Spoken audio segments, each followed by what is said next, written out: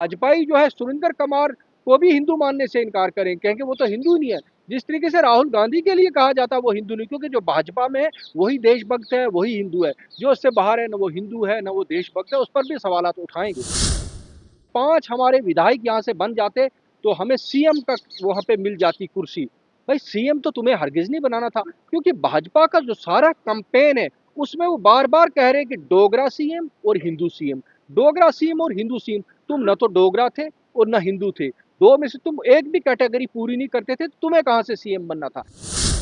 क्योंकि उनके खुद के वीडियोस थे जिसमें उन्होंने कहा था कि मैं अगर हार गया तो मैं एक जख्मी शेर बन जाऊंगा, और जख्मी शेर तुम्हारे लिए ज्यादा खतरनाक था। कल मैंने फ्रस्ट्रेट हैं, एक तरह से दिवालियापन का शिकार हो गए, जहनी दिवालियापन का, इस तरह की बातें कर रहे हैं, जिसको अवाम ने बुरी तरह कल जो है मुस्तरद किया, उनके स्टेटमेंट को, उनके प्रपोजल को। और पूरा खित्ता कल जो है, कल आपने देखा सोशल मीडिया पे किस तरीके से लोग उनको ट्रोल कर रहे थे। कल भी हमने देखा सुनील सेठी का बयान कि उन्होंने पल्लू झाड़ दिया। उन्होंने कहा कि ये चौधरी जुल्फकार का ज़ाती बयान हो सकता है, हमें इसमें कुछ लेना देना नहीं, हम रियासत के इत्तेहाद के हक में वगैरह वगैरह सारी बातें उन्होंने कही हैं। लेकिन यह बयान उन्होंने उस वक्त दिया है जब उनको पीर पंचाल से सख्त तनकीद का निशाना बनाया गया, जब एक तरह से ट्रोल किया जाए। चौधरी जुल्फकार के इस बयान के बाद पीर पंचाल के लोग सीखपा हो गए। उन्होंने तरह तरह से उनको बुरा भला भी कहा भाई आप इतना क्या हो गया कि आप एक मुख्तसर सा इलेक्शन एमएलए का हारने के बावजूद आप इंतकाम गिरी पे उतर आए। क्योंकि उनके खुद के वीडियोस थे जिसमें उन्होंने कहा था कि मैं अगर हार गया तो मैं एक जख्मी शेर बन जाऊंगा, और जख्मी शेर तुम्हारे लिए ज्यादा खतरनाक था। कल मैंने कहा भी था कहीं कि वो हारे हुए जर्नैल की तरह बिहेव कर रहे हैं। जब कोई जर्नैल पुराने ज़माने में कहीं पे जंग हार जाता था तो वो वहाँ की बस्तियों को जो है ताराज करता था, नजर आतिश कर देता था, वहाँ पे नबातात हैवानात सब जानवरों को मिटा के वहाँ से तबाह करके निकलता था। तो ऐसा उनका बयान था, उनका एक बेहंगम सा बयान। और फिर उन्होंने उनको ये समझ नहीं किया कि आज रियासत के लोग या जम्मू कश्मीर के या बतौर खास पीर पंचाल खिता के रोज बेखबर है लद्दाखी भाइयों की उस हालत जार से जिससे उनको आज दो चार होना पड़ रहा है, जो पिछले 2 महीने से सड़कों पर हैं। सोनम वांगचुक जो दुनिया के एक मशहूर साइंटिस्ट हैं, वो जब दिल्ली राजघाट पे जा रहे थे अपनी यही परेशानी लेकर उनको अरेस्ट किया गया। वो ये कह रहे हैं कि हमें स्टेट दी जाए, हमें असम्बली दी जाए, हमें 6 शेड्यूल दिया जाए। तो ये कह रहे थे कि वो उन्होंने जो अब आज यूटी का पहला दिन है, हमने ये तहरीक शुरू करनी है। तो खैर उनको बड़ी खरी खरी सुननी पड़ी। और बड़ी बदकिस्मती की बात है कि भाजपा के लीडर ऐसी बातें क्यों करते हैं। हमें तो लगता है कि आप जिस बयान की बात करते हैं कि आज उन्होंने जो है विड्रा कर लिया है, उन्होंने पल्लू झाड़ लिया है, भाजपा की ये एक तरीका कार रहा है कि पहले वो इस तरह के फीलर्स छोड़ते हैं अवाम में। जब उनको लगा कि नहीं अवामी गमो गुस्सा है, मेरे अपने सोर्सेज के मुताबिक ये भाजपाई क़यादत जो पीर पंचाल में, उन्होंने भी इस बात पे का बड़ा बुरा मनाया, जिसके लिए कल भाजपा को ये बयान देना पड़ा कि हमारा इससे कुछ लेना देना नहीं। बल्कि उसमें भी जो है चौधरी जुल्फकार को मुझे लगता है कि वो कहते हैं कि न घर का रहा, न घाट का, न खुदा ही मिला, न विसाले सनम, अपनी पार्टी ने भी डिसऑन कर दिया। तो लिहाजा वो एक तरह से फ्रस्ट्रेट हैं, एक तरह से दिवालियापन का शिकार हो गए, जहनी दिवालियापन का, इस तरह की बातें कर रहे हैं, जिसको अवाम ने बुरी तरह कल जो है मुस्तरद किया, उनके स्टेटमेंट को, उनके प्रपोजल को।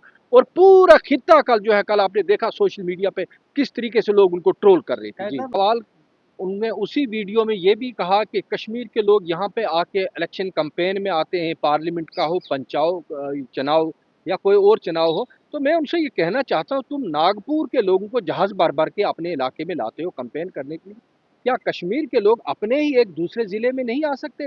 दूसरी बात उन्होंने कही थी कि अगर 5 हमारे विधायक यहाँ से बन जाते तो हमें सीएम तक वहाँ पे मिल जाती कुर्सी।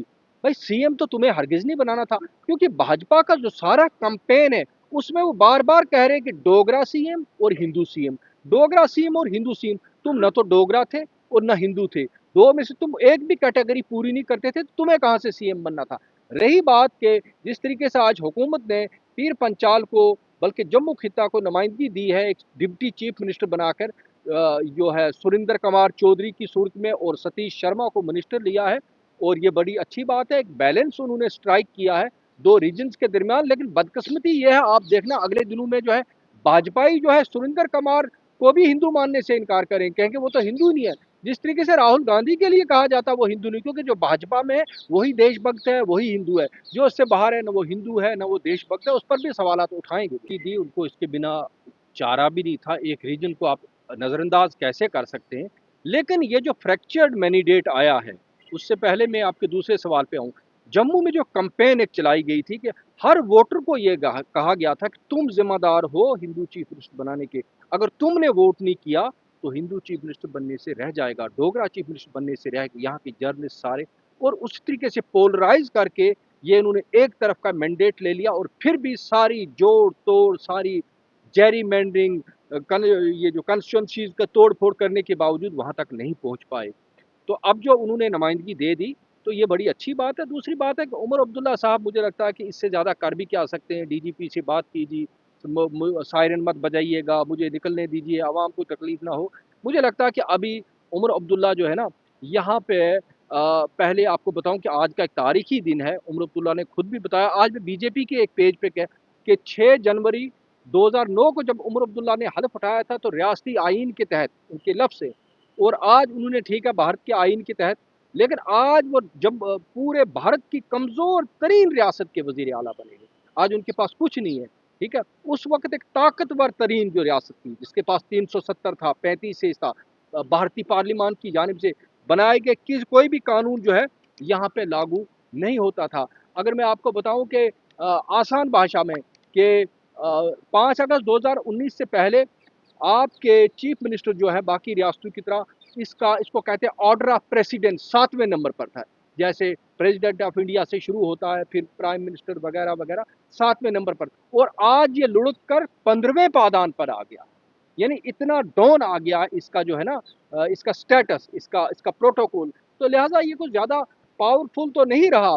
अब जब तक यहाँ पे पूरी तरीके से आपकी फुल स्टेटहुड रेस्टोर नहीं की जाती, तब तक ये जिसको कश्मीरी में कहते हैं लॉर्ड दस्तार, ये लॉर्ड दस्तार चीफ मिनिस्टर, इसके पास कुछ नहीं। अब उमर अब्दुल्ला को जो मैसिव मैंडेट मिला है, अब वो देखना है। मैं देख रहा था कि बार बार मेरी कल भी बात हुई आगा रूहुल्ला से, जिनका इस जीत में बड़ा अहम रोल है।